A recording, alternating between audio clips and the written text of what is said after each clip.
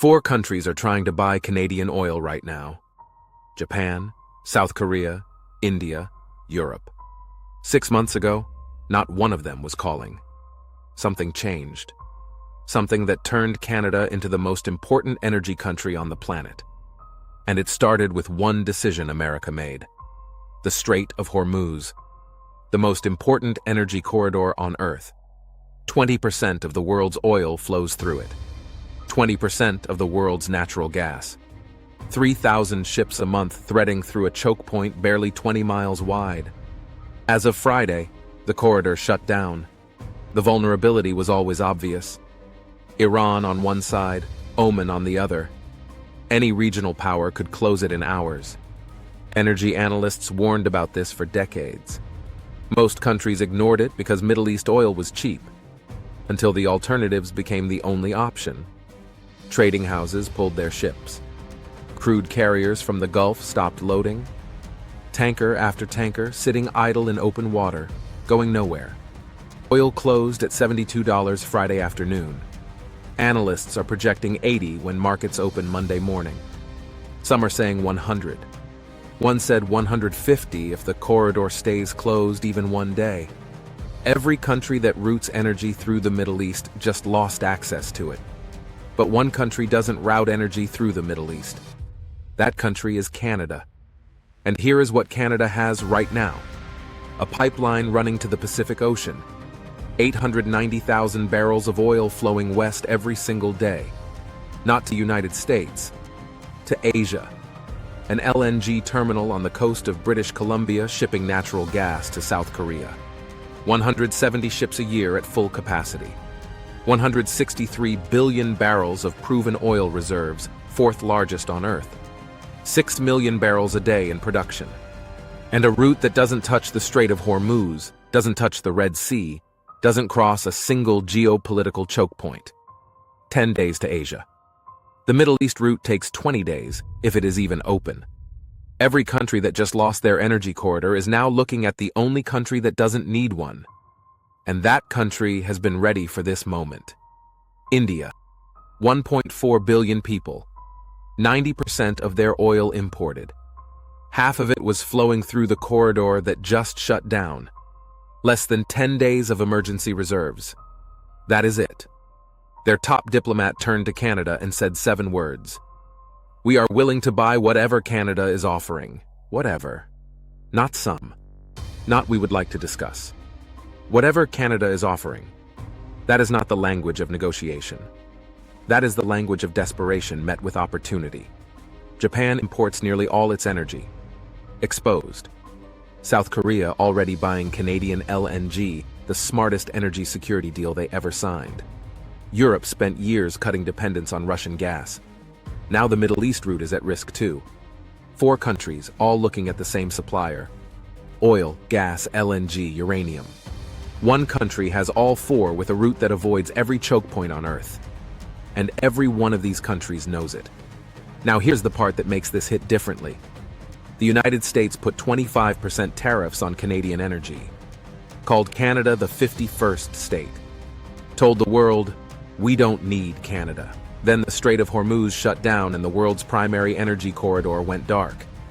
The country that tariffed Canadian oil just made Canadian oil the safest supply on the planet.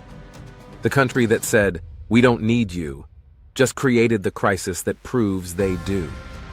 And there is one more layer that makes this almost impossible to believe. 6 months ago, Washington told India, stop buying Russian oil. India stopped.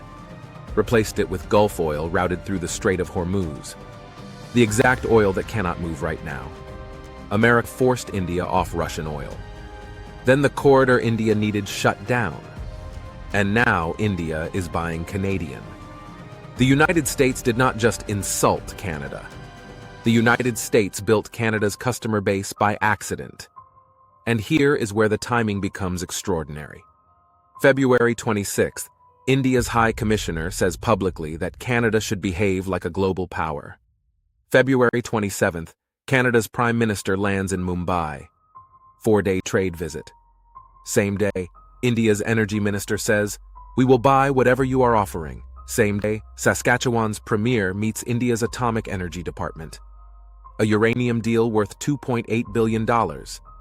10 years of supply locked in. February 28th, the Strait of Hormuz shuts down. The corridor goes dark, and Canada's Prime Minister is already standing in India, already at the table, already negotiating. The country America called the 51st state was positioning itself as a global energy power before the crisis even started. This was not coincidence. This was strategic positioning.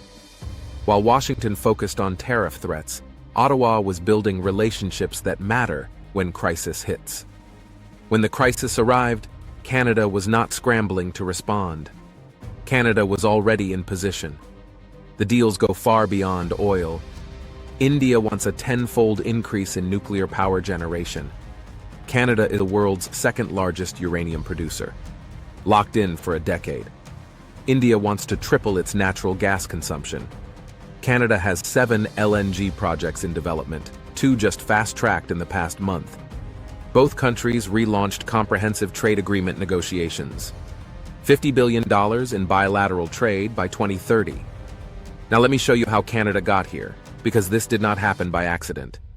For years, 97% of Canadian oil went south. One buyer? The United States. Canada's own energy minister called it a strategic blunder. So Canada built its way out. The Trans Mountain Pipeline expansion nearly tripled Canada's Pacific export capacity. Non-US exports jumped 289% in a single year. China alone bought 100 million barrels in 11 months. Then LNG Canada, the largest private sector investment in Canadian history. $40 billion built in northern British Columbia. First cargo shipped. Terminal running at operational capacity. This was not luck. This was a country that got tired of having one option and spent a decade building alternatives. And Canada is not done. A second pipeline to the Pacific is coming. 1 million more barrels per day. Indigenous co-owned. Route assessment underway. Submission expected by July. Think about that structure. First Pacific pipeline running. LNG terminal shipping. Second pipeline coming. 7 more LNG projects in the development queue. No other country on Earth has this combination of operational capacity and expansion runway. Not one. Now here is the number that makes it all click. Middle East oil costs $10 a barrel to produce. Canadian oil costs 40 to 60. For decades, the cheapest barrel won. But $10 oil that cannot move is worthless. And when prices hit $100, Canadian oil is not expensive. It is extremely profitable. And here is what nobody is saying out loud. Even when this crisis ends, the buyers who switch to Canada are not switching back. You do not sign 10-year pipeline supply contracts for one crisis. You sign them for decades. South Korea's LNG deal is permanent. India's uranium contract is permanent. The second Pacific pipeline is permanent infrastructure. The customers Canada gains this month, Canada keeps. Every country that just learned it cannot depend on the Middle East is looking for a supplier that does not depend on it either. That supplier is Canada. This is not a temporary market shift. This is a permanent reconfiguration of the global energy map. Now let me tell you what this means domestically. Every barrel Canada sells at $100 generates revenue. Government revenue, provincial revenue, tax revenue.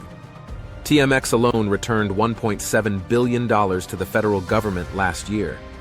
When prices spike, that number multiplies. Alberta's oil sands support over 150,000 direct jobs, hundreds of thousands more across the supply chain. Fort McMurray, Kitimat, Prince Rupert. Not numbers on a spreadsheet. Jobs, paychecks, communities that depend on this industry operating at capacity. Uranium deals mean Saskatchewan employment and revenue. LNG projects mean British Columbia construction jobs and long-term operations positions.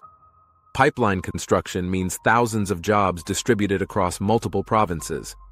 Economic benefits that compound over decades, not quarters.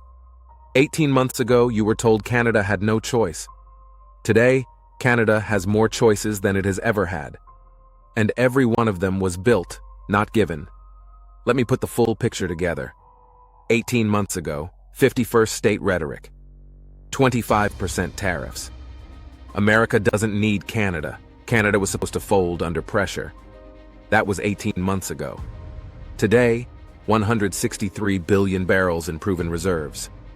A Pacific pipeline running at full capacity. An LNG terminal shipping to Asia. A second pipeline coming online. 7 more energy projects in active development. The world's second largest uranium producer. A prime minister signing deals in Mumbai while the Strait of Hormuz goes dark. And here is what makes it hit.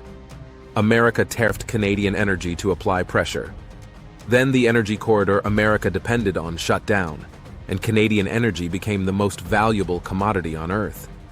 America forced India off Russian oil for geopolitical reasons. Then the corridor India needed shut down.